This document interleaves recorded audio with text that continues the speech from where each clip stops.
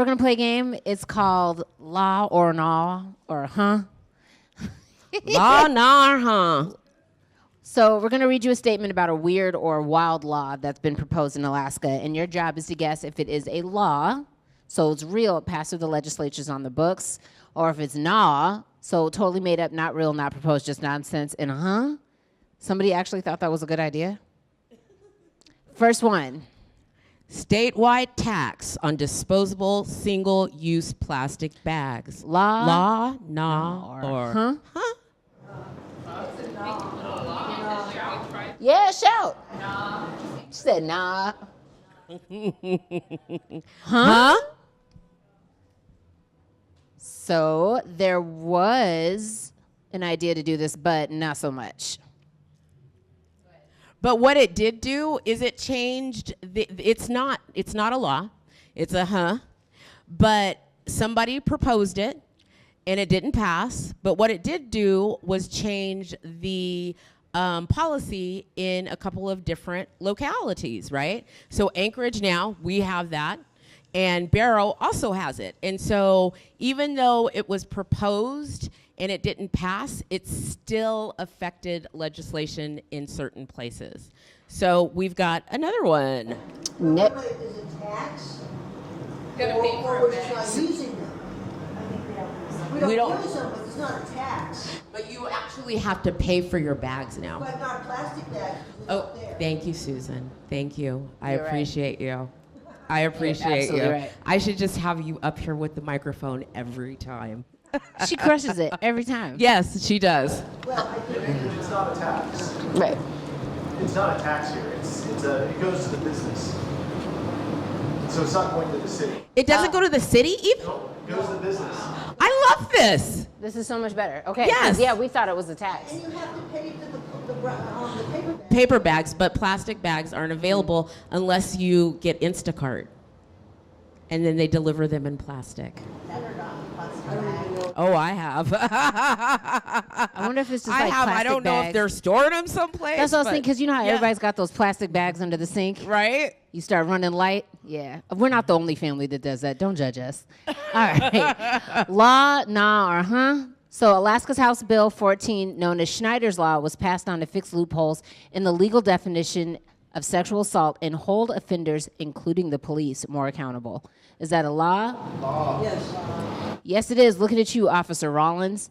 Alaska's House Bill 14, known as Schneider's, was passed to fix those loopholes. There was a ton of police misconduct, specifically regarding sex crimes, and this has made it a lot easier to hold those folks accountable. Next one. Anchorage police are required by state law to release body camera footage within 24 hours of any use of force incident. That's a law. You said that's a law? That is a nah. They are not required to release body cam footage within 24 hours. It is definitely something that we have worked toward with the Alaska Coalition for Justice. I know, Cynthia, you've worked toward that. Am I? Give you the whole download on that. That's actually not even accurate. You're giving my deadline. No, that's not up there.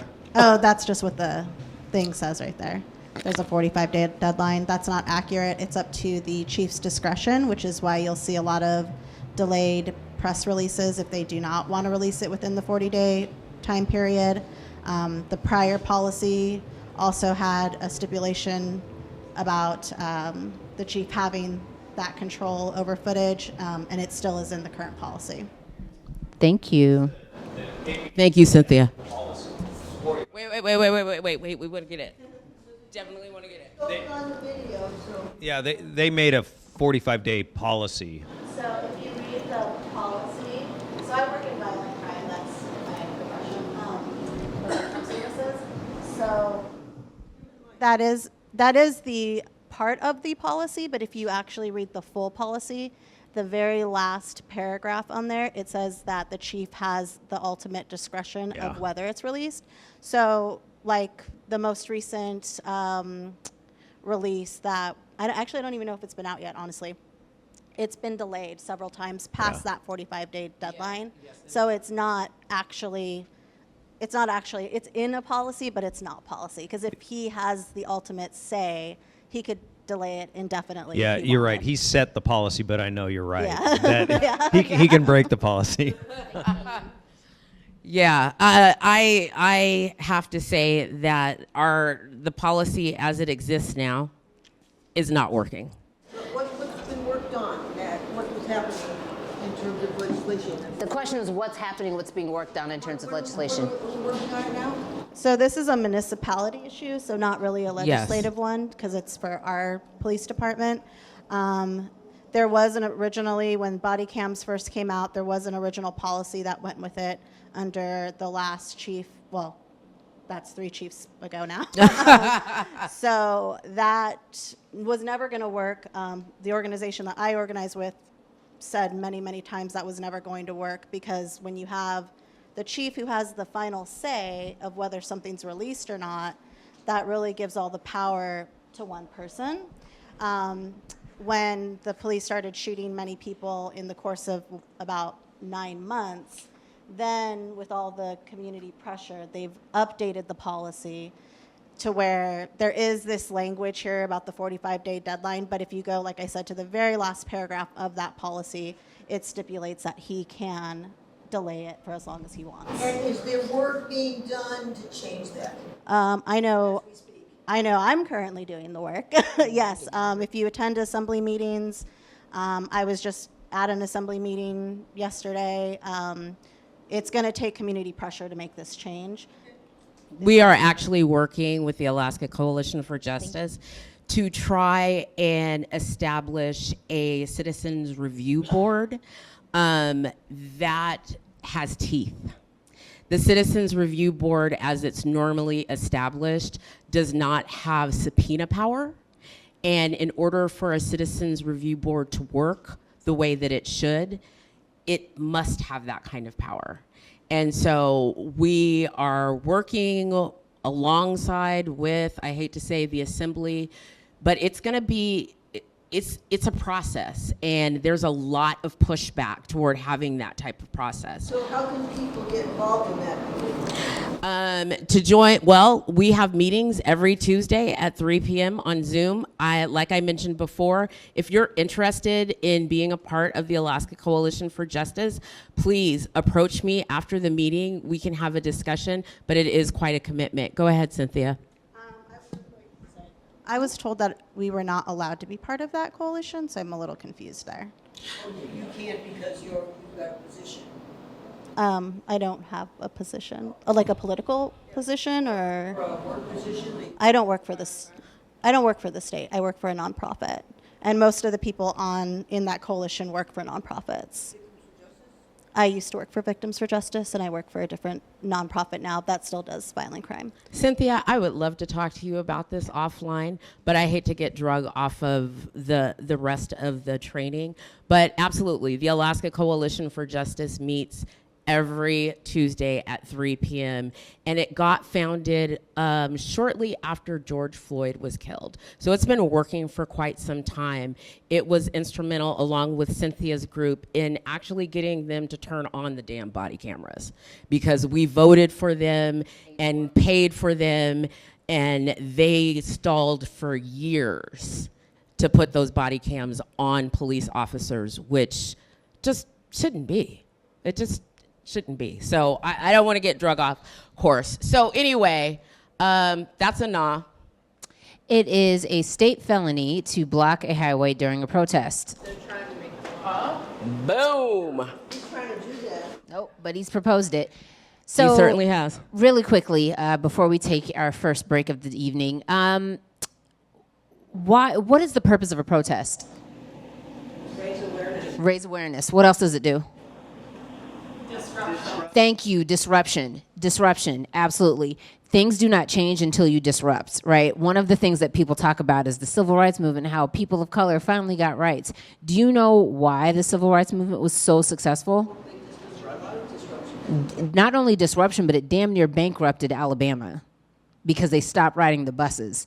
it's economic changes, it's economic policies, it's economic withdrawal from communities or people of color or marginalized communities withdrawing from economics that causes people to shift and Especially change. in a capitalistic system. Absolutely. And so when you block a highway, you are now making it harder for trucks to get to where they're supposed to go. If trucks don't get to where they're supposed to go, there's no goods to be sold, your business is disrupted. And so from a political perspective, from whatever side of the aisle you're on, protests are there for a reason. They are there to be disruptive. And America was founded on protesting. That is literally one of the first things we did when we became a country. No taxation without representation. Who are you talking to? I will dump all this tea in this harbor. Don't play with me. Right? Like, that's what we've been about, that action. So when you hear like the term protest or people vilifying protests, consider like we would not be a country were it not for protestations. All right. Oh, last one. La, nah, or huh. Can you detain someone with a severe mental illness indefinitely without court review? Can you do it? I think this is part of law 66 last year. You are so close. So close. So it was proposed, but it wasn't passed. The language was removed from HB 66. Why would this be problematic to hold somebody with severe? Yes, ma'am.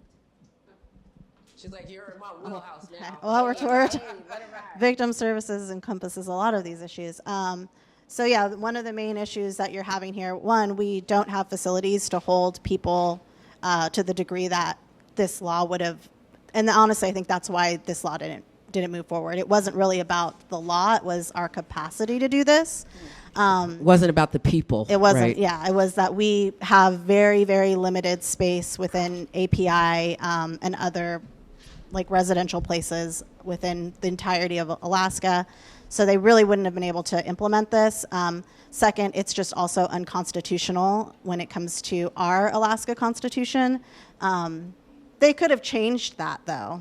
So that, not to say that this could never happen, but I think it was a capacity issue as to why it wasn't moved forward is really what it is. And in case you guys ever want to know, if somebody is mentally ill and they commit a crime and they're found to be incompetent, there's only 10 beds within API that holds like mentally ill, incompetent people, and they're always full. So if after 6 months that those beds are not emptied, that person is allowed out of the jail. So that also kind of goes into this issue here, is that there's just not capacity for something like that.